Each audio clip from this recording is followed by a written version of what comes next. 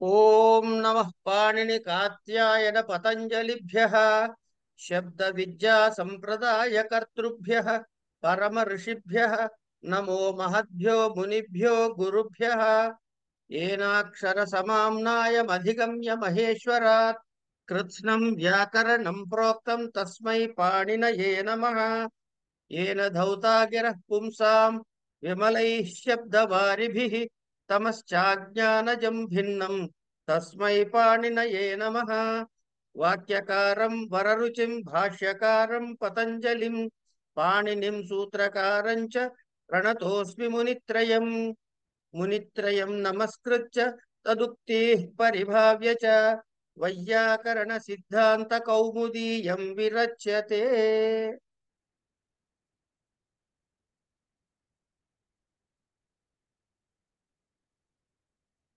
మనము సంజ్ఞా ప్రకరణంలో ఉన్నాము. ఈ సంజ్ఞా ప్రకరణంలో ఎక్కడి దాకా వచ్చాము అంటే భూవాదయో ధాతవః అనేటటువంటి సూత్రం వరకు వచ్చాం. దీని తర్వాతి సూత్రము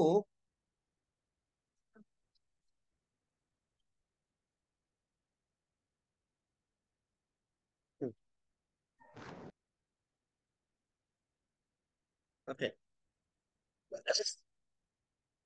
ప్రాగ్రీశ్వరాన్నిపాతాః. నిన్న ఇది చదువుతున్నప్పుడు కొంతమంది ప్రాగ్ ఈశ్వర అని చదివారు. ప్రాగ్ తర్వాత గాకారానికి రకారం రేఫ ఉంది. ప్రాగ్రీశ్వరాన్నిపాత ఇది అధికార సూత్రము. ఎట్లా విడగొట్టాలి? ప్రాక్ రీశ్వరాత్ నిపాతాః అని పదచ్ఛేదం చేయాలి. చేస్తే అంటే ఏమిటవుతుంది? రీశ్వర ఇది ఎక్కడుందయ్యా ఈ శబ్దము అంటే అధిరీశ్వరే అనే ఒక సూత్రం రాబోతోంది. ముందు ముందు అధిరీశ్వరే అనే సూత్రం రాబోతోంది. అక్కడి నుంచి ఈ రీశ్వర శబ్దాన్ని తీసుకున్నాడు. తీసుకుని ఇప్పుడు ఏం చెబుతున్నాడు ఇక్కడ? ప్రాగ్రీశ్వరాన్నిపాత అన్నాడు. అంటే ఈ సూత్రం దగ్గర ప్రారంభం చేసి ఆ అధిరీశ్వరాత్ అనేటటువంటి సూత్రము వచ్చే వరకు ఉండేటటువంటి అన్ని సంజ్ఞలకు నిపాత సంజ్ఞ కలుగుతుంది అని దీని తాత్పర్యం. ప్రాక్ రీశ్వరాత్ నిపాతాః. రీశ్వర పదములకు సూత్రము అధిరీశ్వరే. ఎక్కడది? 1,4,97 సూత్ర సంఖ్య. దీని సంఖ్య ఎంత? 1,4,56. ఇప్పుడు మనం చదువుకుంటున్నది అంటే 1,6,56 నుంచి 1,4,56 నుంచి 1,4,97 ముందు వరకు కూడా వచ్చేటటువంటి వాటికి సంజ్ఞలకి నిపాతము అంటారు. ఇప్పుడు సంజ్ఞ అంటే ఏమిటి? గుర్తు. దేనికి గుర్తు? ఏదో ఒకదానికి గుర్తు పెట్టాలిగా. ఇప్పుడు నేనున్నానండి, నా పేరు అనంతకృష్ణ. అనంతకృష్ణ అనేది నా గుర్తు. ఆ గుర్తు కలిగిన నేనెవరిని అంటే అనంతకృష్ణ అన్నది గుర్తు అయితే నేనెవరిని అంటే ఆ గుర్తు కలిగిన వాడిని అవుతా. అంతే కదా? అంతేనా? ఇంకేమైనా ఉందా తేడా? కనుక అనంతకృష్ణ అన్నది ఒక సంజ్ఞ అయితే నేనెవడిని అవుతాను అంటే సంజ్ఞ కలిగిన వాడు సంజ్ఞి అవుతా. అట్లా 1,4,56 నుంచి 1,4,97 వరకు చెప్పబడే అన్ని సూత్రాలలో ఏ ఏ సంజ్ఞలు ఉన్నాయో ఆ సంజ్ఞలకి నిపాత అనే సంజ్ఞ కలుగుతుంది అని ఈ సూత్రం యొక్క తాత్పర్యము. ఇక్కడ చిన్న కొన్ని విషయాలు మనం చెప్పుకోవాలి. నిపాత అంటే ఏమండి నిపాత ఏమండి అంటే నిపాత అంటే ఏమిటి? నిపాత అని పేరు అంతే. అది ఓకే అనంతకృష్ణ అంటే ఏమిటంటే ఏం చెప్పలేరు మీరు. ఓకే అది నిపాత ఇస్ సంజ్ఞలు కదండి, గుర్తు పెట్టుకుంటున్నాం కదా మనం. దానికి ఒక పేరుని అసైన్ చేస్తున్నాం అంతే, నిపాతాహ అని. ఇది అధికార సూత్రము. మనకి అధికార సూత్రం అని చెప్పా కదండి. ఈ అధికార సూత్రం ఏం చేస్తుంది? దాని లక్షణం ఏమిటి? ఎక్కడి నుంచి మొదలైందో అది ఎక్కడి వరకు వెళ్తుందని చెప్పి పాణిని నిర్దేశించారో అక్కడి వరకు కూడా అన్ని సూత్రాలు అది ఒక పార్ట్ అవుతుంది. ఇందులో మనకేం డౌట్ లేదు కదా. అట్లా ఇప్పుడు చెప్పుకునే ఈ సూత్రము ఒకానొక అధికారములో ఉన్నది. ఆ అధికారం పేరేమిటి అంటే అకడారాత్ ఏకా సంజ్ఞ అని అనే ఒక సూత్రం దగ్గర నుంచి ఇది అధికార సూత్రం. ఆ కడారాత్ అంటే కడార అనేటటువంటి పదము వచ్చేటటువంటి సూత్రము వచ్చే వరకు కూడా ఈ 1, 4, 1 అంటే 1వ అధ్యాయములో 4వ పాదములో 1వ సూత్రము ఇది ఆ కడారాత్ ఏకా సంజ్ఞ అని. ఈ ఏకా సంజ్ఞ అనేది ఎక్కడి వరకు అంటే ఆ కడారాత్ అనే ఆ సూత్రం వచ్చే వరకు అని అన్నాడు. అయితే ఏకా సంజ్ఞ అంటే ఏమిటి అని చెప్పుకోవాలి ఇక్కడ మనం. ఏమండి, ఇది ఈ అధికారంలో ఉన్నది అని చెప్పా కదా. ఇప్పుడు ఈ ఇప్పుడు చెప్పిన సూత్రం ప్రాగ్రీశ్వర నిపాత అన్నదప్పుడు ఇక్కడ నుంచి చెప్పబోయేటటువంటివి ఆ రీధి ప్రాగ్రీశ్వర, ఈ రీశ్వర శబ్దం వచ్చే వరకు వచ్చే అన్నిట్లో ఉన్న వాటికి ఏం సంజ్ఞ చెప్తున్నాం మనం? మైక్ తీసి నిపాత చెప్పండి. సంజ్ఞ. నిపాత సంజ్ఞ చెప్తున్నాం. ఈ నిపాత సంజ్ఞ చెప్పాం. ఇది ఏ అధికారంలో ఉందని చెప్పాం? ఏకా సంజ్ఞ. చెప్పడం అంటే ఇప్పుడు నేనున్నాను అనుకోండి, నేను సంజ్ఞి. నా సంజ్ఞ ఏమిటి? అనంత కృష్ణ, అంతేనా? కొంతమంది అనంతు అని పిలవచ్చు, లేకపోతే బాగా స్నేహితుడంటే ఒరే అని కూడా అంటాడు వాడు. వాడికి ఒరే అంటే నేనే, ఏమండి? లేకపోతే కొంతమంది ఇంకోటి ఏదో పిలవచ్చు, లేకపోతే ఇంట్లో ఏదో ముద్దు పేరు ఏదో పెట్టారు అనుకోండి, కాసేపు బుజ్జో నానో కన్నో ఏదో బుజ్జో, అది కూడా నేనే. అంటే ఇప్పుడు నాకు ఎన్ని సంజ్ఞలు ఉన్నాయి? ఒకటి కన్నా ఎక్కువ ఉన్నాయి లేదా? ఎన్నైనా ఉండొచ్చు. ఆ ఎన్నైనా ఉండవచ్చు.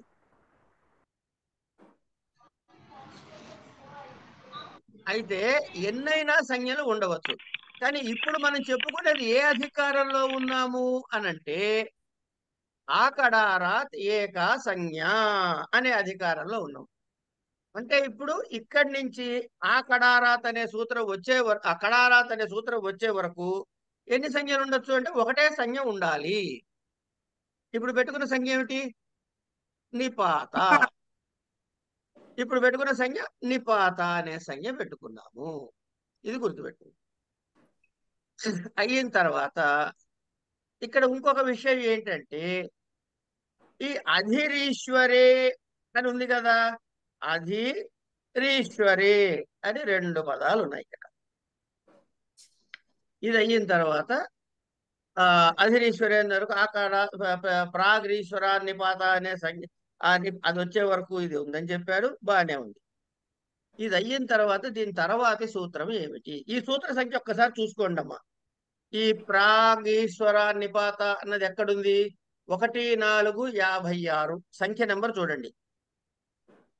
ఓ పక్కన రాసుకో అక్కర్లేదు, రాసుకోక్కర్లే కానీ ఆకడారాత్ ఏకా సంజ్ఞ అనేది 1, 4, 1 నుంచి ప్రారంభం అవుతుందండి. 1, 4 1 నుంచి 1, 4, 1 నుంచి ప్రారంభం అవుతుంది. అయ్యి ఆ కడారా సూత్రం వచ్చే వరకు కూడా ఆ కడారాదేకా సంజ్ఞ అనే సూత్రం ప్రవర్తిస్తుంది. ఇది అయిపోయింది. ఇది అయిన తర్వాత నెక్స్ట్ సూత్రం ఏమిటి? గురుగారు మీరు చెప్పింది 1,4,56 నుంచి 1,4,97 వరకు నిపాత సంజ్ఞ రీశ్వర వర్తిస్తుందని చెప్పారు. ఇప్పుడు 1:4:56 1:4:1 నుంచి 1:4:56 వరకు మీరు చెప్పింది ఆఖరి ఈశ్వర అనేది చెప్పారు ఏదో. అక్కడ అది ఇంకా చాలా చివరి దాకా ఉంది. ఇప్పుడు మధ్యలో ఇది ఎందుకు వచ్చిందండి ఆఖరి ఈశ్వర అనేది ఏదో? కాదండి, ఒక్క నిమిషం. ప్రసాద్ గారన్నా మాట్లాడింది. అవును సార్, అవును సార్. రైట్, వినండి. సరే, 1:4:1 ఇది గుర్తుపెట్టుకోండి ఫస్ట్. ఓకేనండి, సరే. ఇక్కడ నుంచి చెప్పేవి ఆ కడారా తను సూత్రం వస్తుంది. ఓకే. అది అది ఎప్పుడు వస్తుందో అప్పటి వరకు అప్పటి వరకు ఏ సంజ్ఞకైనా ఒకటే సంజ్ఞ ఉంటుంది అని చెప్పాడు. ఏకా సంజ్ఞ. ఓకే, ఏకా సంజ్ఞ. ఓకే. అయిపోయిందండి. అది ఇక్కడ ఇందుట్లో చెప్పలేదు కదా సార్, అది ఈ శ్లోకంలో. చెప్పలేదు కాబట్టే నేను చెబుతున్నా మీకు. ఓకే సార్, సరే, థ్యాంక్ యూ సార్. మీకు అక్కడ చెప్పలేదు కాబట్టే నేను ఇక్కడ చెబుతున్నా. Okay, thank you sir. ఈ కాన్సెప్ట్ అర్థం కావాలి కాబట్టి చెప్పండి సార్. ప్రాగ్రీశ్వర నిపాత అన్నది 1:4:56 నెంబర్ దాన్ని. ప్రాగ్రీస్ మీ దగ్గర మీ చేతిలో ఏ బుక్ ఉంటే ఆ బుక్ చూడండి ఒకసారి. దాంట్లో 1:1:56 ఉంది. తప్పది 1:4:56. 1:4:56 నాన్న. అది తప్పు ఉంది. 1:4 ఉందండి. లేదు, నా దాంట్లో 1:1 ఉంది, అందుకని డౌట్ పర్లేదు, వచ్చింది. దాన్ని 4 చేసాడు ఫస్ట్ ముందు. చేసాం సార్. చేశారు. సో గురుగారు, ఒక్క ప్రశ్న. అడగండి. నాకు అర్థమైనంత వరకు ఇది అధికార సూత్రం. ప్రాగ్రీశ్వర. అవును. ఇది 1:4:56. ఆ, అంటే నేను కరెక్ట్ గా అర్థం చేసుకున్నానా లేదా కన్ఫర్మ్ చేసుకోవడానికి చెప్తున్నాను. లేదు, చాలా కరెక్ట్ గా 1:4 అర్థం చేసుకున్నారు. చాలా కరెక్ట్ గా అర్థం 1:4 చేసుకున్నారు. నేను చెప్పబోయే మాట మీరు చెప్పారు. ఇది 1:4:56. ఇక్కడ నుంచి 1:4:1 వచ్చే వరకు కూడా సంజ్ఞలకి నిపాత సంజ్ఞ అవుతుందా? కాదు, 1:4:97 వరకు. 97 వరకు. 97. ఓకే, 1:4:97. ఇప్పుడు 1:4:1 ఎక్కడ ఉందండి? 1:4:1. ఒక్క నిమిషం నేను చెబుతా వినండి. 1:4:1 ఒక నెంబర్ గుర్తుపెట్టుకోండి. ఇక్కడి నుంచి 2లో ఎక్కడో ఉంది అనుకోండి. కాసేపు మనం ప్రస్తుతానికి అనుకుందాం 2లో ఎక్కడో ఉంది. అది ఆ కడారాత్ అన్నది.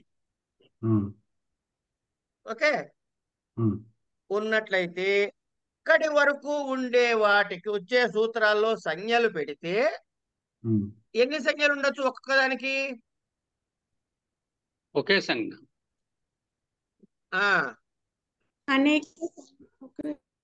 ఏదండి?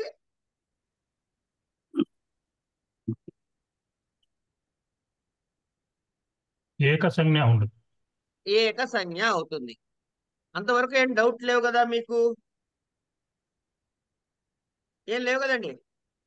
దానికి లేదు సార్. లేదు. అంచేత 1:4:1 దగ్గర స్టార్ట్ అయిన దాన్ని ఆ కడారాత్ ఏకా సంజ్ఞ అన్నది ఒక అధికార సూత్రము. ఓకే, ఇది కొంత డిస్టెన్స్ ట్రావెల్ చేస్తుంది. ఈ అధికార సూత్రానికి తోడుగా మరొక అధికార సూత్రం వస్తుంది. అదే ప్రాగ్రీశ్వర నిపాత అన్నది. అంటే సబ్సెట్ అంటారు చూసారా, ఆ సబ్సెట్ ఇది. సో ఇప్పుడు ఈ 1:4:56 నుంచి 1:4:97 వరకు వచ్చే ప్రతి సంజ్ఞకి కూడా ఏ సంజ్ఞ పెట్టుకుంటున్నాం మనము? నిపాత అనే సంజ్ఞ పెట్టుకుంటాం. ఈ సంజ్ఞతో పాటు దీనికి ఇది ఎన్ని ఉండాలి? ఇక్కడ ఈ సంజ్ఞకి ఎన్ని సంజ్ఞలు ఉండొచ్చు? ఒక్కటే ఉండవచ్చు. ఎందుకంటే అది ఏకా సంజ్ఞ అనే అధికారంలో ఉంది కాబట్టి. ఓకే, ఓకేనా? Okay, right. ఇప్పుడు దేనికి పెట్టామండి? 1:4:56 నుంచి 97 వరకు ఉన్నవి అన్నాం.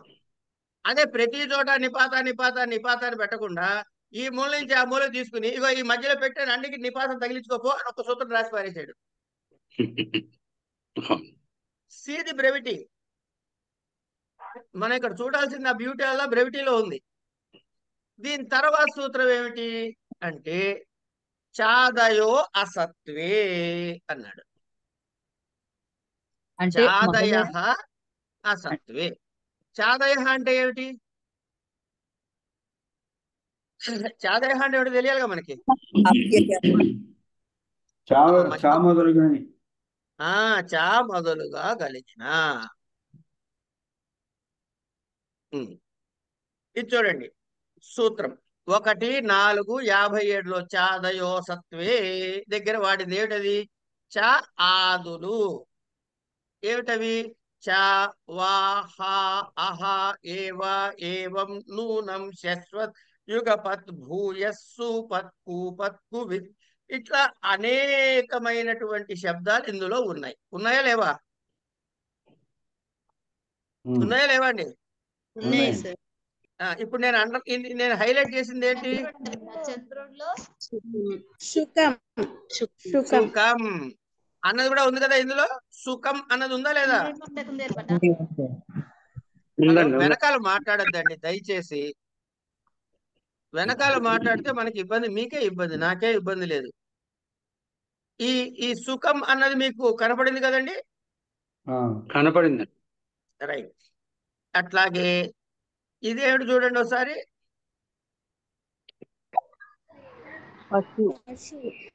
పశువు ఇది కూడా ఇందులో భాగమే కదా? అవునండి. ఇది చూడండి ఒకసారి. కుమ్ కుమ్. నేను మూడు గుర్తు పెట్టా. ఏమిటా మూడు? సుఖం, పశు కుమ్. ఈ గణాన్ని దీన్ని గణము అంటారు. ఈ గణాన్ని ఏం గణం అనాలి? చాది గణం. చాది గణం. చాది అని ఎట్లా వచ్చింది శబ్దం పదం మీకు? చాతో మొదలుగా. చ ఆది. తెలుగొద్దు. చ ఆది కలిపి చాది అయింది. అవునా కదా? ఇప్పుడు కింద ఇంకొక గణం ఉంది చూడండి. పర అపాసం అనుభవ నిస్నిర్ దుస్తుర్వి ఆంగ్ని అది అపి అతి సుహుద్ అభి ప్రతి పరి ఉప. ఇది ఏ వర్డ్ తో స్టార్ట్ అవుతుంది? ప్రా. ప్లస్ ఆది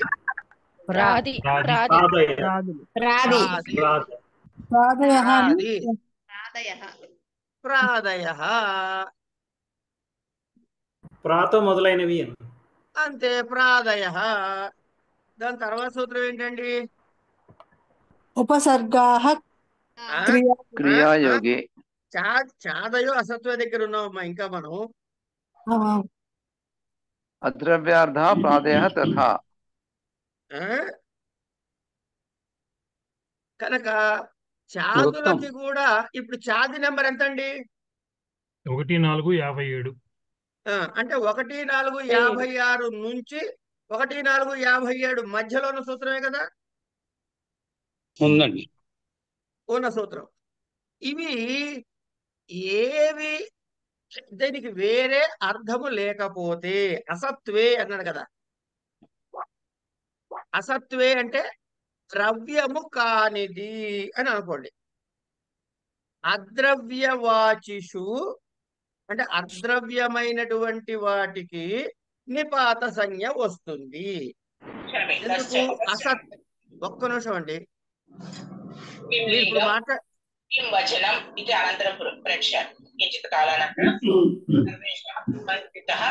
లలిత గారు మీరు చూడట్లేదు.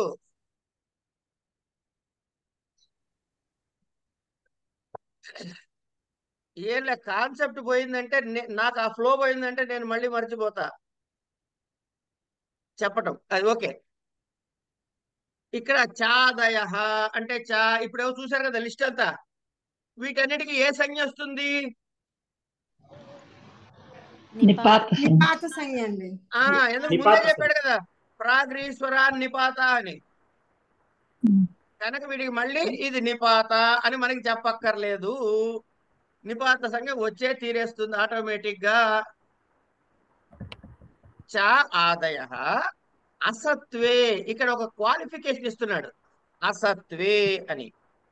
అంచేత ఇది ఆకడారాత్ ఏకాసంజ్ఞ అనేటటువంటి అధికారంలో ఉంటుంది, ప్రాగ్రీశ్వరాన్నిపాతాహ అనే అధికారంలో కూడా ఉంటుంది. కనుక దీనికి ఒకటే పేరు వస్తుంది, దాని పేరు నిపాత. ఎప్పుడుట? అసత్వే అన్నాడు. అంటే సత్వము అయితే దానికి నిపాత సంజ్ఞ వస్తుందా రాదా? రాదు. రాదు. అసత్వం అయితేనే నిపాత సంజ్ఞ వస్తుంది, సత్వం వస్తుంది. అయితే నిపాత సంజ్ఞ రాదు. రాదు. ఇప్పుడు మీకు ఈ చాదిగణం చూపిస్తున్నప్పుడు 3 పేర్లు గుర్తించాం. ఏమిటో చెప్పండి ఒక్కొక్కటి. శుకం పశు శుకం పశు శుకం పశు కుం. శుకం, పశు, కుం. కుం. కుం. లేదా ఇంకోటి ఉంది, కుత్ర అని ఉంటుంది చూడండి. అక్కడ కుత్ర అని ఉందా? ఓహో తీసానా, మీకు కనపడదుగా. ఇందులో ఎక్కడుంది కుత్ర? సరే, కుత్ర అని ఇందులో ఉందండి, ఎత్తుక్కుంటే దొరుకుతుంది కానీ ఎక్కడో ఉంది. సరే, ఒక కుత్ర కూడా పట్టుకోండి సార్ కాసేపు చేతో. చూపిస్తేనే పట్టుకుంటారా, చూపితపోయినా ఓకే అంటారా? పర్లేదు చెప్పండి. కుత్ర.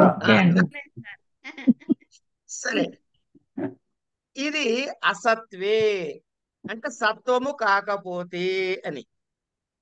ఎందుకు? అద్రవ్యవాచకమైతేనే అసత్వము అంటారు. అద్రవ్యము అంటే ద్రవ్యము కానిది. అని ద్రవ్యం అని ఎట్ట తెలుస్తుందండి అంటే, దేనికైతే లింగము సంఖ్య ఉంటుందో దానిని ద్రవ్యము అంటారు. దేనికైతే లింగము సంఖ్య ఉండదో అది అద్రవ్యము అంటారు.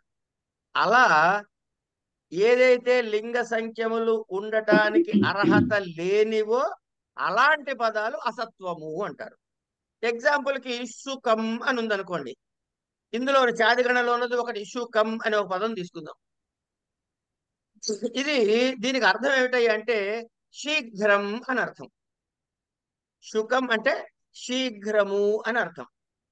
ఇప్పుడు ఇది ఈ శీఘ్రము అనే దానికి లింగత్వము లేదు, సంఖ్యాత్వం కూడా లేదు, కనుక ఇది అసత్వము. కనుక ఈ శీఘ్రం అనే పదానికి ఏ సంజ్ఞ వస్తుంది? నిపాత వస్తుంది. నిపాత వస్తుంది. ఏకా అలాగే ఏకా సంజ్ఞ ఏమండి? కూడా వస్తుంది. ఏకా సంజ్ఞ. ఏకా సంజ్ఞ అనేది ఒకటే సంజ్ఞ వస్తుంది చెప్పడం అంతవరకే. ఆ, ఏ సంజ్ఞ? ఆ సంజ్ఞ ఏమిటి? ఒకటే అయిన సంజ్ఞ ఏమిటి? నిపాత. నిపాత. నిపాతం. ఏమండి అదే ఈ శుకం అనే దానికి చిలక అని కూడా అర్థం ఉందిగా. అవును. అవునండి. శుకం అంటే చిలక అని కూడా అర్థం ఉందిగా. ఈ శుక శబ్దానికి శుకం అన్నది ఏమిటయ్యా అంటే, శుక అనేటటువంటి అకారాంత పుంలింగ ప్రాతిపదికకి ద్వితీయ ఏకవచనము చేస్తే శుకం అనే రూపం ఏర్పడుతుంది. రామం లాగా శుక శుకౌ శుక అట్లా సుఖం అవుతుంది. ఈ సుఖం అన్నప్పుడు ఇది ద్రవ్యం అయిపోయింది కనుక దీనికి అంటే ఇక్కడ చిలుక ఈ సుఖం అంటే పుంలింగ ప్రాతిపదికానికి ద్వితీయ ఏకవచన రూపంలో తీసుకుంటే దీనికి నిపాత అనటానికి లేదు. అంతే, ఈ విషయం తెలుసుకుంటే చాలు. అట్లాగే పశు అనే శబ్దం ఉంది. ఈ పశు అనే శబ్దానికి సమ్యక్ సవ్యముగా అనే అర్థం ఉంది. అదొక జంతువు కనుక సమ్యక్ అనే దానికి ఏమన్నా ఏం లేవు అంటే వాటి రెండిటికి కూడా లింగము లేదు సంఖ్య లేదు కనుక అది అసత్వము. దానికి ఏమన్నా నిపాత సంజ్ఞ వస్తుంది. అదే జంతువు అనే అర్థంలో వాడితే నిపాత సంజ్ఞ రాదు. చాదయో అసత్వే. దీని తర్వాత సూత్రం ఏంటండి? ప్రాదయ. ప్రాదయ అంటే ప్రా ఆదయ. దీని ముందు సూత్రం ఏమిటండి? చాదయ. చాదయో అసత్వే. అందులో ఉన్న రెండు పదాలేంటి? చాదయ అసత్వే. ఇప్పుడు ఈ అసత్వే అనే పదాన్ని ఇందులో కూడా తెచ్చుకోండి. ఇందులోకి ప్రాదయలోకి ఇలా పక్క దాని నుంచి అప్పు తెచ్చుకోవడాన్ని ఏమంటారండి? అనువృత్తి అంటాం. ఏమంటారు? అనువృత్తి. కనుక ఈ ప్రాదయ అన్నది అనువృత్తిగా వస్తే అప్పుడు ఏంది? ఈ ప్రాదయ. ప్రాదయలు అంటే ప్రాదులు కూడా చూసాక మనం ఇప్పుడే ఇది లిస్టు అవును. చూసాక అది బైహార్ట్ చేయక్కర్లేదు, ఇట్లా ఉంటుందని చూపించడం కోసం అది. ప్రా పర అప అవి చదివాం. అపర నిరు నిస్సు దుస్సు అవన్నీ ఉన్నాయి కదా, అవన్నీ అవును. ఆంగ్ వగైరా. సరే, ఇవన్నీ కూడా అసత్వే. దానికి లింగము వచనము లేకపోతే వాటికి కూడా ఏ సంజ్ఞ వస్తుంది? నిపాత. నిపాత. ఎందుకు? అసత్వం కాబట్టి. ఏదండి? అసత్వం. అసత్వం వల్ల నిపాత. ఎందుకంటే రాగ్రీశ్వర నిపాత అని ఆ మధ్య బ్లాక్ లోనే ఉంది కాబట్టి దీనికి కూడా నిపాత సంజ్ఞ వచ్చేసింది. ప్రాదయ. తర్వాత ఏమంటున్నాడు చూడండి, తర్వాత సూత్రం తీయండి.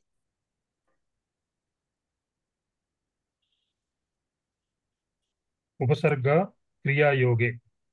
ఉపసర్గాః క్రియాయోగే. ఉపసర్గాః ఏమిటవి? ఈ ప్రాదయ అనే సూత్రంలో గత సూత్రం ప్రాదయ ఉంది కదా, అది ఇందులోకి అనువృత్తిగా వస్తుంది. ఇందులోకి అనువృత్తిగా వస్తే సూత్రం ఏంటవుతుంది? నిపాతాః. ఎందుకు దీని సంజ్ఞ పెట్టేసి నిపాత అనే సంజ్ఞ పెట్టుకుంటాం. నిపాతాః ప్రాదయః క్రియాయోగే. ఏమనిపిస్తుంది? దాన్ని ఉపసర్గాః అని పిలుస్తాం. క్రియాయోగమునందు అదేడో చెప్పుకుందాం కాసేపట్లో. క్రియాయోగమునందు ఈ ప్రాదులకు ఏం పేరు వస్తుంది అంటున్నాడు? ఉపసర్గ అనే సంజ్ఞ వస్తుంది అన్నాడు. ఇప్పుడు ఎన్ని సంజ్ఞలు వచ్చాయండి ఇక్కడ దీనికి ప్రాదులకి? 2 వచ్చాయండి. నిపాత వచ్చింది, ఉపసర్గ వచ్చింది. కానీ మనం ఏ అధికారంలో ఉన్నాం? నిపాత అధికారంలో ఉన్నాం. నిపాత ఒకటి, దాని ముందు ఇంకో అధికారం చెప్పా మీకు, ఆకడారాత్ ఏకా సంజ్ఞ. ఏకా సంజ్ఞ. మీ చేతిలో 2 సంజ్ఞలు ఉన్నాయి, కానీ ఇప్పుడు ఏ సంజ్ఞ పెట్టుకోవాలి అంటే రెండో సంజ్ఞ పెట్టుకోవాలి. కనుక ఈ ప్రాపర ఈ లిస్ట్ ఏదైతే ఉందో ఇది ఒకటే ఉన్నట్లయితే దాని సంజ్ఞ పేరు నిపాత. అదే క్రియాయోగంతో కలిస్తే నిపాత అనే సంజ్ఞ పోయి ఉపసర్గ అనే సంజ్ఞ వస్తుంది. అంతేగాని అది నిపాత అండి ఉపసర్గ కూడా అండి అని అనడానికి లేదు.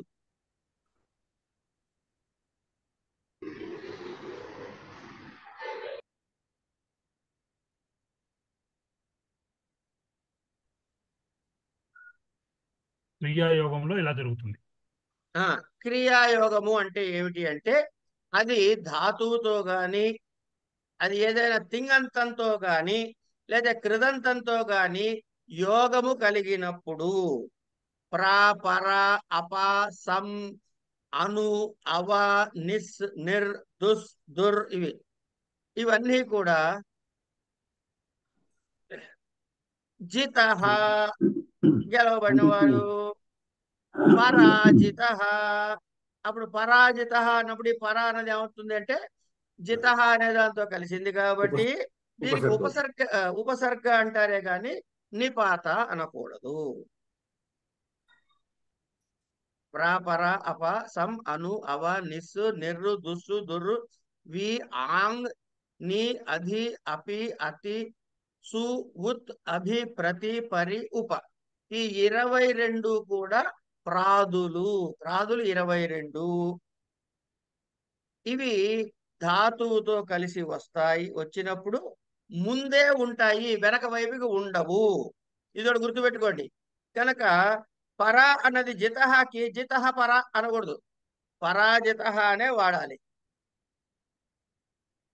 ఇక్కడ ఇంకొక విషయం చెప్పేస్తా మీకు. మనం చదువుకుంటే సంస్కృతం కదండి. అవునండి.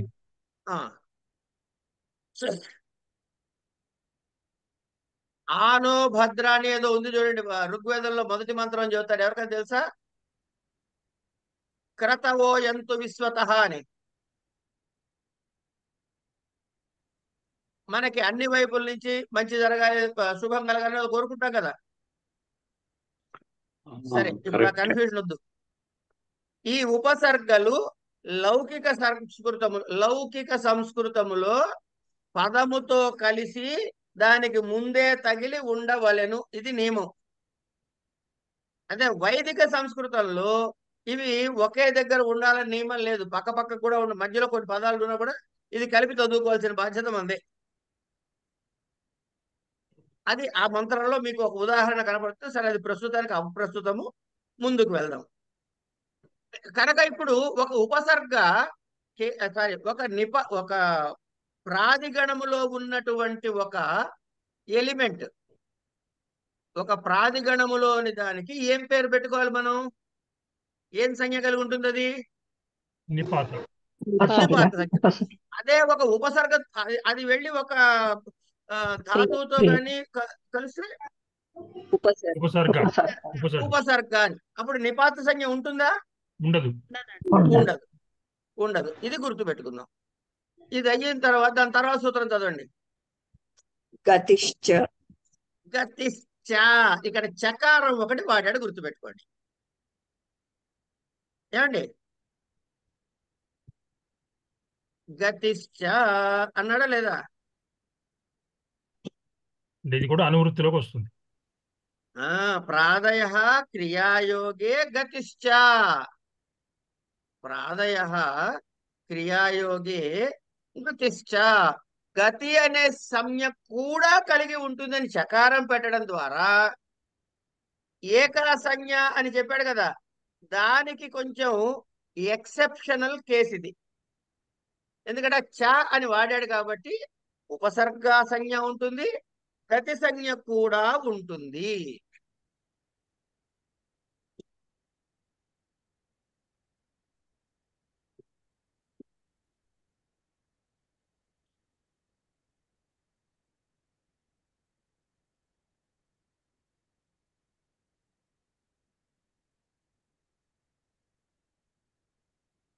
గతి సంజ్ఞ కూడా ఉంటుంది.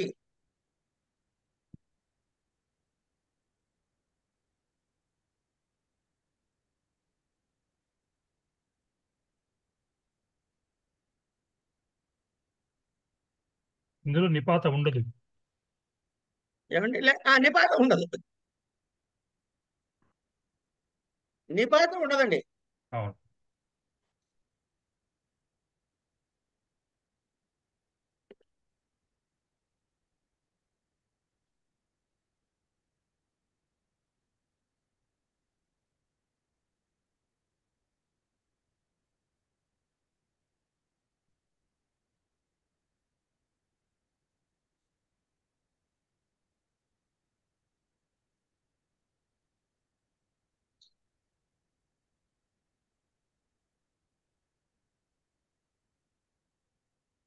ఎవరైనా రాసుకుంటానంటే రాసుకోండి సార్.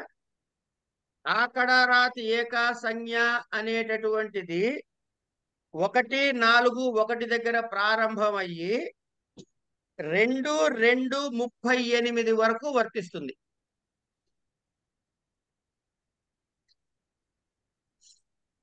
మళ్ళీ చెప్పండి సార్. 1-4-1 నుంచి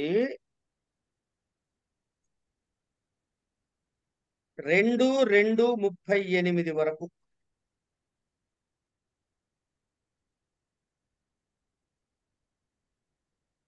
ఓకే. ఏకా సంజ్ఞ అనేది దీనికి వీటికి వర్తిస్తుంది. ఇక్కడ ఈ లెంత్ అంతటికి ఏకా సంజ్ఞ. కానీ మీరు 1-4-1 ఆకడారాత్ కాదన్నారు. అదే ఆకడారాత్ ఏకా సంజ్ఞ అన్నాం కదా. ఆకడారాత్ అనే సూత్రం అక్కడ కడారాత్ కర్మధారి అని అక్కడ ఉంది సూత్ర పేరు. 2-2-38 దగ్గర ఉంది. 2-8-38 దగ్గర కడారాత్ కర్మధారి అని సూత్రం వస్తుంది. ఓకే, అక్కడి వరకు తీసుకున్నారు.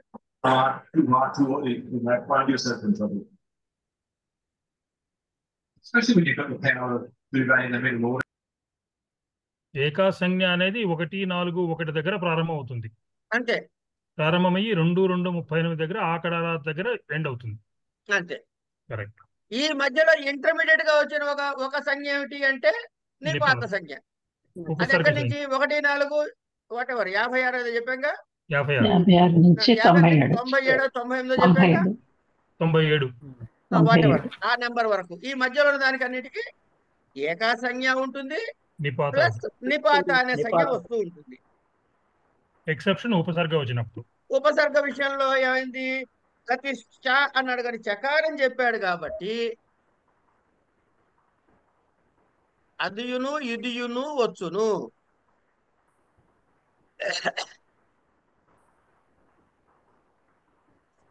ఈ గతిష్ట అని అయిపోయిన తర్వాత అంటే గతి అనేది దేనికి ఉపసర్గ రెండు పేర్లు ఉండొచ్చు అంటారు కొన్ని words.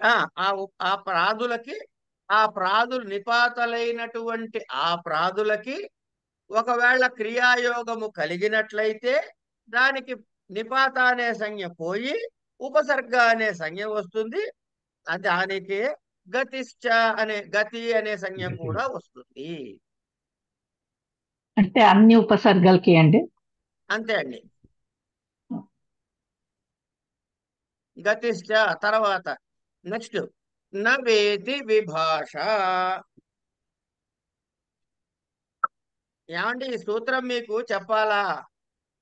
నా వా ఇది విభాష అన్నాడు. నవేతి విభాష. నా వా అంటే ఏం సంజ్ఞ ఇక్కడ విధిస్తున్నాడు? విభాష అనే సంజ్ఞ విధిస్తున్నాడు. ఏమండి ఇక్కడ సంజ్ఞ పేరేమిటి? విభాష. విభాష. ఎప్పుడెప్పుడు ఈ విభాష అనే సంజ్ఞ వస్తుంది? నా నాకిను వాకి. నా అంటే ఏమిటి? నా అంటే నిషేధము. ఏమయ్యా ఒక ఇడ్లీ వేయమంటారా? వద్దు అనం, నా అంటాం మనం. నా అంటే వద్దు అన్నామన్నా అనేటువంటి నా అన్నా వా ఆప్షన్ వైకల్పికంగా అయితే అవ్వచ్చు కాకపోతే కావచ్చు అని. అంచేత వీటికి ఇక్కడ ఏంటంటున్నాడు? విభాష అనే సంజ్ఞ పెట్టుకుంటున్నాడు. దేనికి? వైకల్పికానికి నిషేధానికి.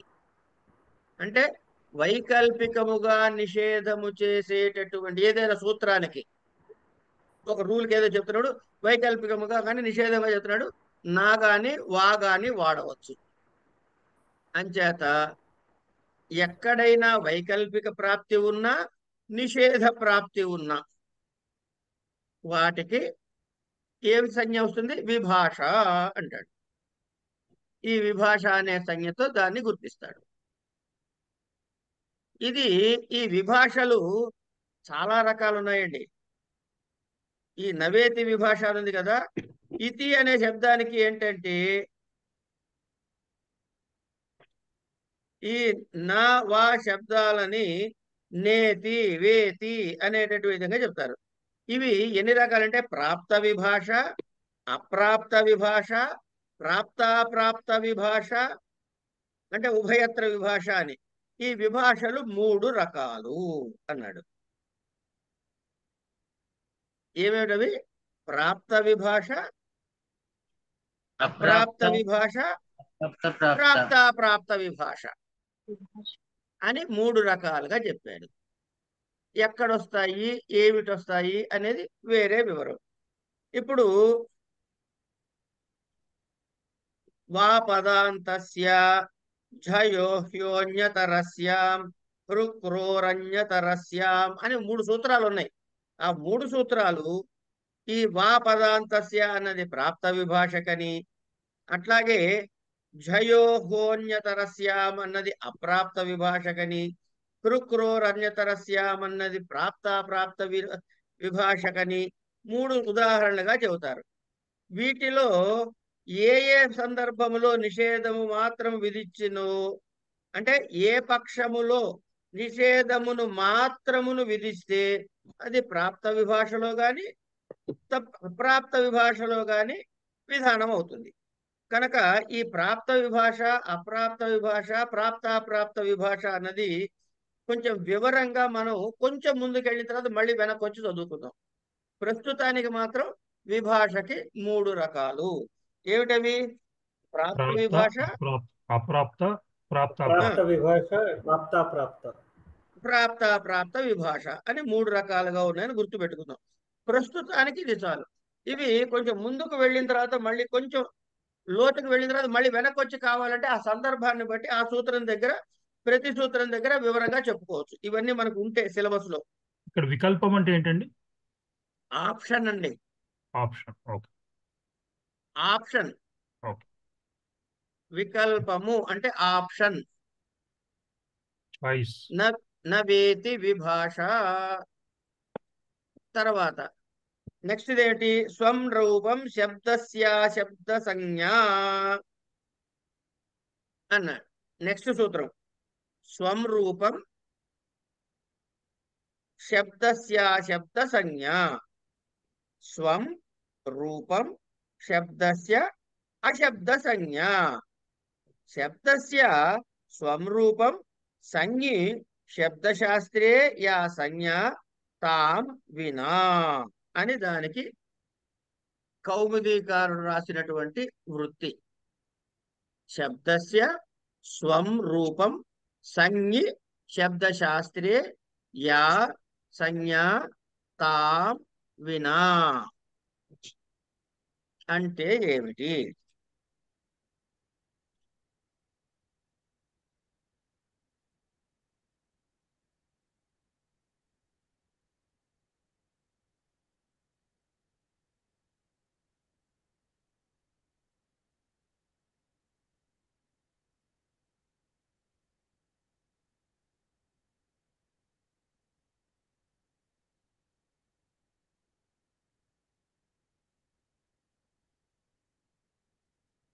వన్ మినిట్ అండి, ఇక్కడ ఆపుతున్నాను. స్వం రూపం శబ్దస్య శబ్ద సంజ్ఞా. ఇప్పుడు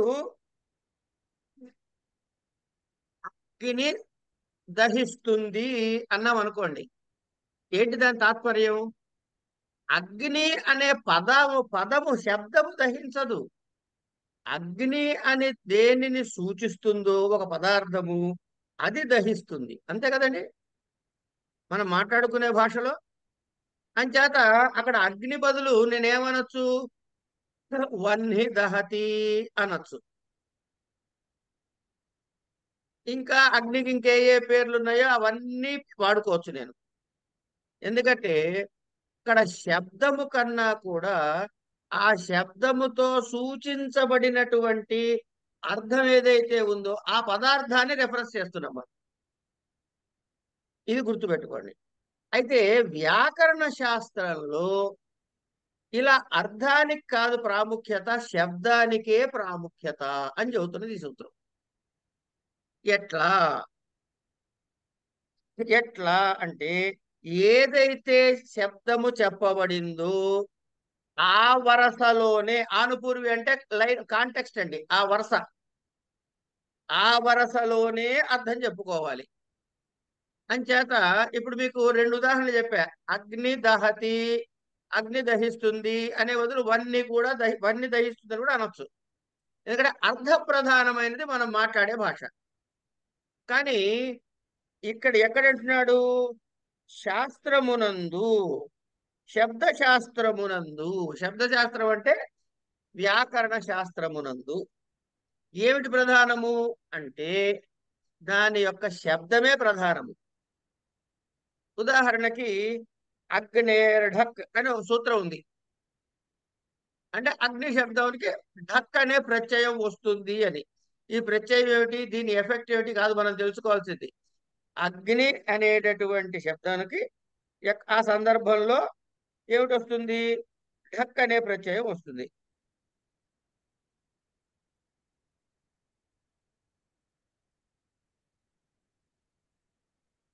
కనుక ఈ అగ్ని దగ్గర వన్ హెయిర్ ఢక్ అనకూడదు. అర్థమైందండి? అగ్నేర్ ఢక్ అంటే అగ్ని అనే శబ్దం ఉన్నప్పుడు మాత్రమే ఈ ఢక్ అనే ప్రత్యయాన్ని దాని వినియోగం. అంతేకాని ఎక్కడైనా వన్య అని శబ్దం సరే అగ్నేర్ ఢక్ చెప్పాడు కదా, వన్య అన్న అగ్ని అన్న ఒకటే కదా, కానీ ఇక్కడ ఢక్కు పెట్టుకుందాం అంటూ పెట్టుకోవడానికి కుదరదు. కనుక మామూలు లౌకిక భాషలో ఈ శబ్దము దేనిని నిర్దేశించే పదార్థం ఉందో దాన్ని మనకి తాత్పర్యంగా అర్థంగా చెప్పుకుంటున్నాం.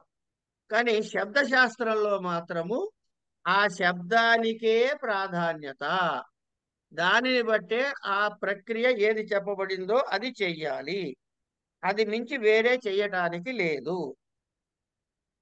అందుకని స్వరూపం శబ్దస్య. తర్వాత అశబ్ద సంజ్ఞ అన్నాడు. మళ్ళీ కొన్ని సందర్భాల్లో ఆ శబ్దం దేన్ని సూచించదు. ఇప్పుడు అగ్ని అన్నాం అనుకోండి, అగ్ని అనేది ఏదో ఒకదాన్ని సూచిస్తుంది. కానీ వృద్ధి రాజైచులో వృద్ధి అంటే ఏ పదార్థాన్ని సూచిస్తుంది కదా, వేరే ఆ ఏ వాటిని సూచిస్తుంది, ఆ ఐ ఔల్ని. అదే వృద్ధి రాజైతే అని చెప్పుకున్నాం కదండి నిన్న. కనుక అలాంటి సంజ్ఞలుగా చెప్పబడిన వాటి దగ్గర తప్ప, అంటే ఈ శబ్దశాస్త్రంలో సంజ్ఞలతో మాత్రము ఈ సూత్రము ప్రవర్తించదు అని చెప్పి, మామూలుగా అయితే శబ్దానికి మాత్రం శబ్దశాస్త్రంలో శబ్దం యొక్క శబ్దానికే ప్రాధాన్యం, కానీ శబ్దం యొక్క అర్థమునకు కాదు. కానీ వృద్ధి రాదేచు అదేం గుణ అన్నప్పుడు ఈ వృద్ధి శబ్దం యొక్క అర్థం ఏమిటయ్యా శాస్త్రంలో అంటే ఆ ఐ అవులండి అని అన్నాం కదా, కనుక వాటినే స్వీకరించాలి. ఓకే. తర్వాత ఏన విధిస్తదంతస్య.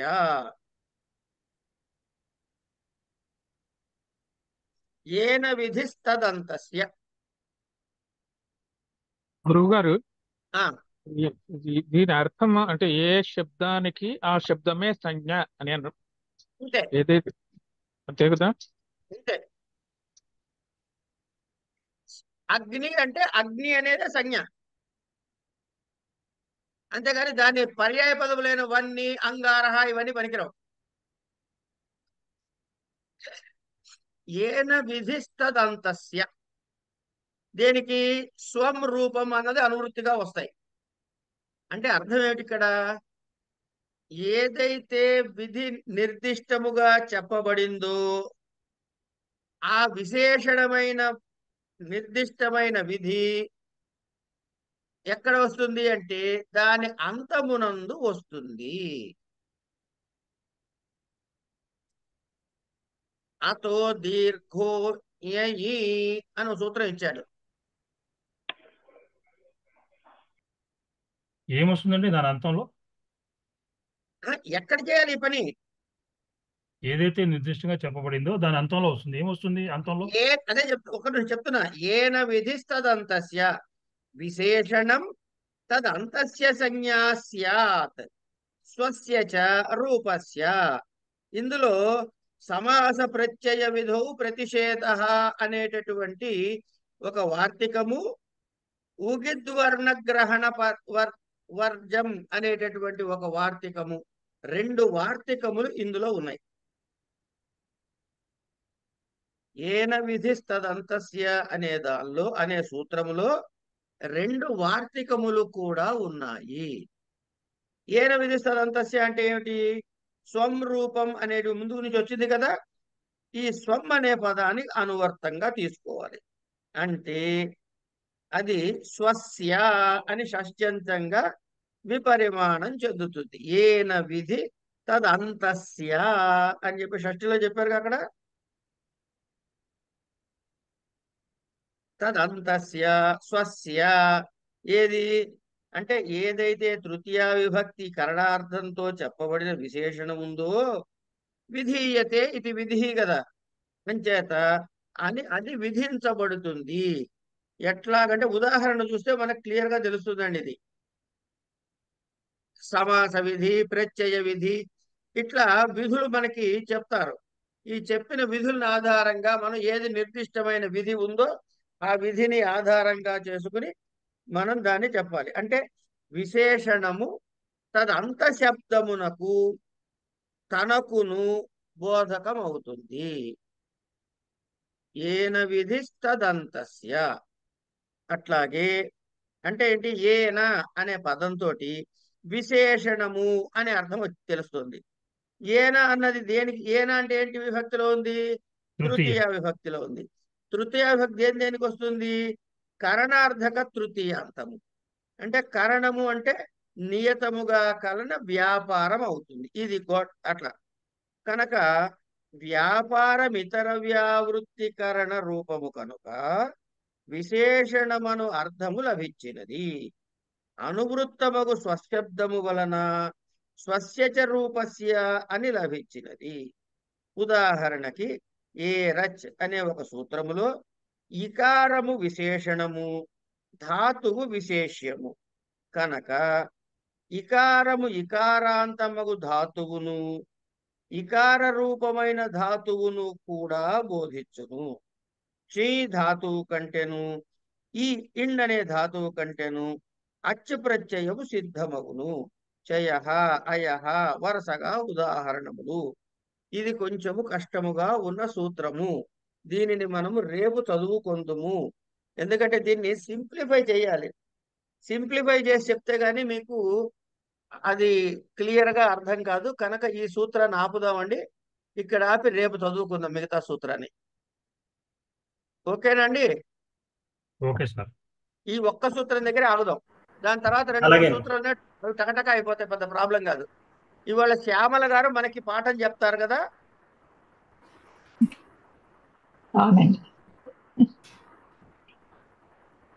మహేశ్వర సూత్రాలు చదువుతాను, అదే కదా? అన్నీ చదవాలి, మహేశ్వర సూత్రాలు ఒకటే కాదు. సంజ్ఞా ప్రకరణం, సంజ్ఞా ప్రకరణం వరకు మనం చిన్న రూల్ మార్చుకుందామండి. ఇది చిన్న రూల్ మార్చుకుందాం. ఏమిటా రూల్ మార్చుకోవడం అంటే, శ్యామల గారు చదువుతూ ఉంటారు. శ్యామల గారు చదువుతున్నప్పుడు ఉన్నట్టుండి టక్కుమని అమ్మ మీరు ఆపండి, అయ్యా కవిశ్రీ గారు మీరు మొదలెట్టండి అంటే ఆవిడ ఎక్కడ ఆపారో అక్కడి నుంచి కవిశ్రీ గారు మొదలెట్టాలి. అంతేగాని ఎక్కడి దాకా ఆపావమ్మా కొంచెం చెప్పా అని అడగకూడదు. అడగటాలు లేవు, తక్కువని కంటిన్యూ చేయాలి. అస్తు మహోదయ. It's relay running. Relay running ఎక్కడ ఆపాలో తెలియదు. అదే కదా. ఇది ఒక్కరు ఇక్కడ రికార్డింగ్ ఆపి చెప్తా ఉండండి. ఒక కథ చదవండి అమ్మా, చదవండి. మాహేశ్వర సూత్రాన్ని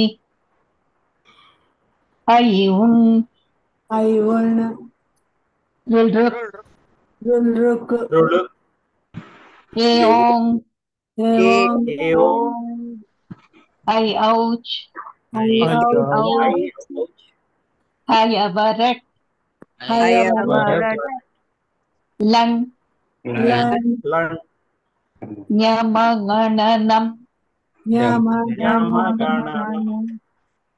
ఝభైం ఘఢధష్ జపగడదష్ ఖఫ ఛఠథ చటతౌ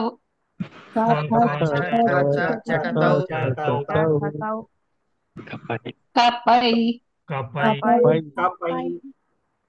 చషసర్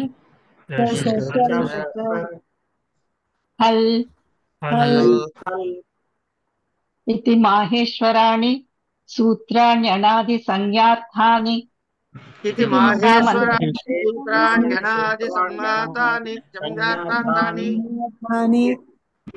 येषामन्त्याः इतः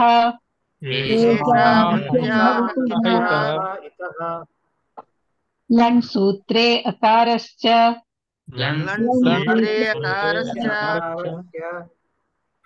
अकारादिष्वकार उच्चारणार्थः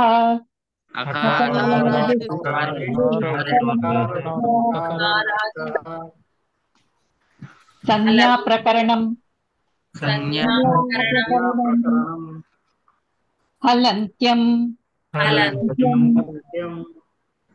आदिरन्त्येन सहेता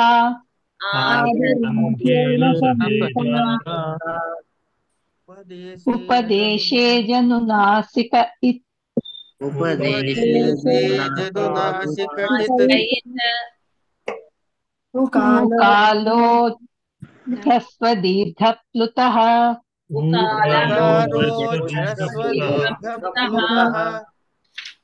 ఉచ్చైరుదాత్తః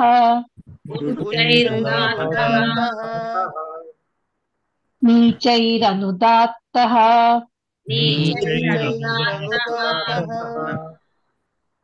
సమాహారః స్వరితః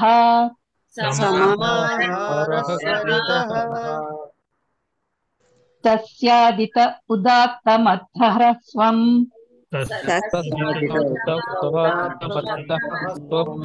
తస్యాదిత ఉదాత్తమర్థహ్రస్వం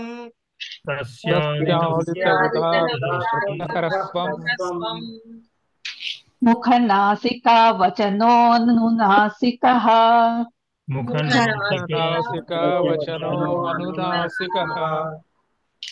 తుల్యాస్య ప్రయత్నం సవర్ణం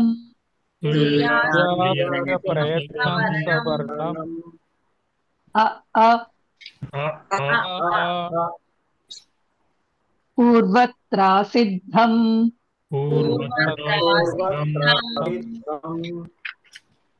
నాంఝలౌ అణుదిత్ సవర్ణస్య చ ప్రత్యయః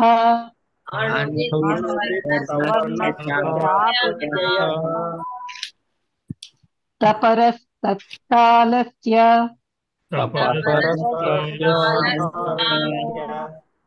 వృద్ధిరాదైచ్ అదేం గుణః భూవాదయో ధాతవః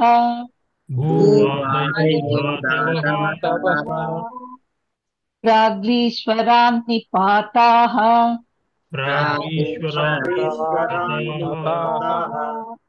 ఒక్క నిమిషం చాదయో సత్వే ఒక్క నిమిషం ఉండండి మంచిది.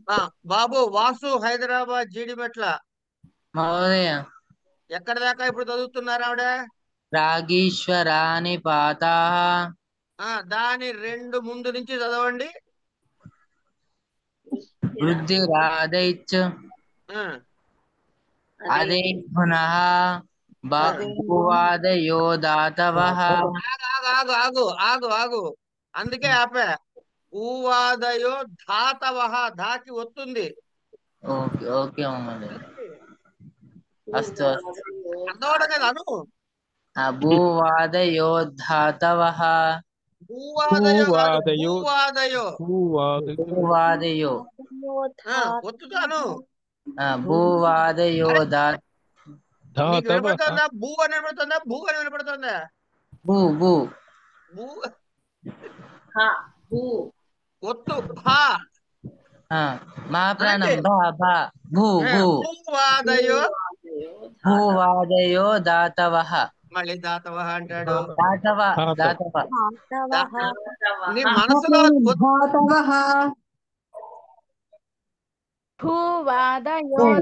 భూవాదయో ధాతవః.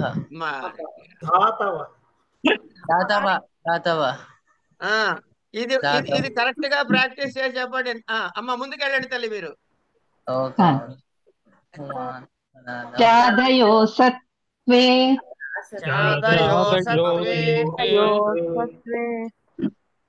ప్రాదయః ఉపసర్గా క్రియాయోగే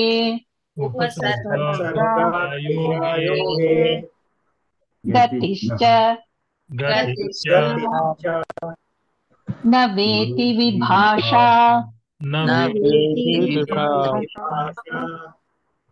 స్వం రూపం శబ్దస్య శబ్ద సంజ్ఞా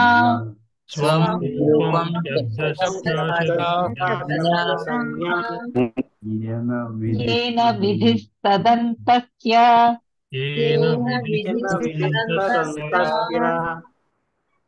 విరామో అవసానం పర సన్నికర్ష సంహిత సంహిత సుప్తిజ్ఞంతం పదం సుప్తిగంతం పదం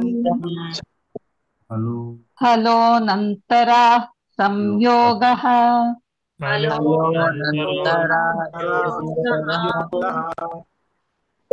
హ్రస్వం లఘు సంయోగే గురు దీర్ఘం చ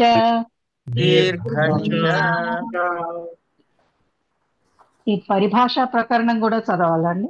అక్కర్లేదు, తర్వాత చదువుదాం. అది అక్కడికి వెళ్ళిన తర్వాత చదువుదాం. ఇప్పుడు ఇక్కడ సంయోగం చాలా బాగా చదివారమ్మా, చాలా చాలా బాగా చదివారు. ధన్యవాదాలు. రేపు ఎవరు కాంతారావు గారు చదువుతారు, అదే సోమవారం నాడు. ఆయనే అంటున్నారు నేను చదువుతా అని. ఏమంటే అలా అనుకుందామా? అలాగే అనుకుందాం గురుగారు.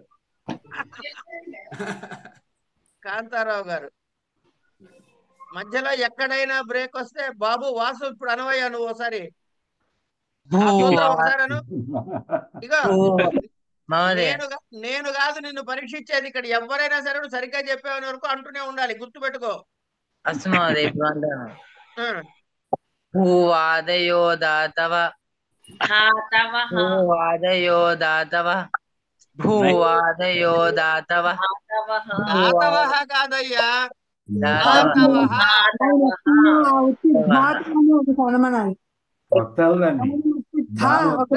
మళ్ళీ చదువుతాను మాదే. అను ఇప్పుడు అను, ఇప్పుడు వచ్చేదాకా వదిలిపెట్టాం మిమ్మల్ని. భూవాదయో దాతవ నేను అన్నట్టను భూ కాదయ్యా, భూ భూ. మాకు చిన్నప్పుడు ఇది రికార్డింగ్ లో వద్దు, ఇక్కడ ఆపేద్దాం. ఇది ఇక్కడికి ఇవాళ పాఠం అయిపోయిందండి. కాసేపు ఆడుకుందాం.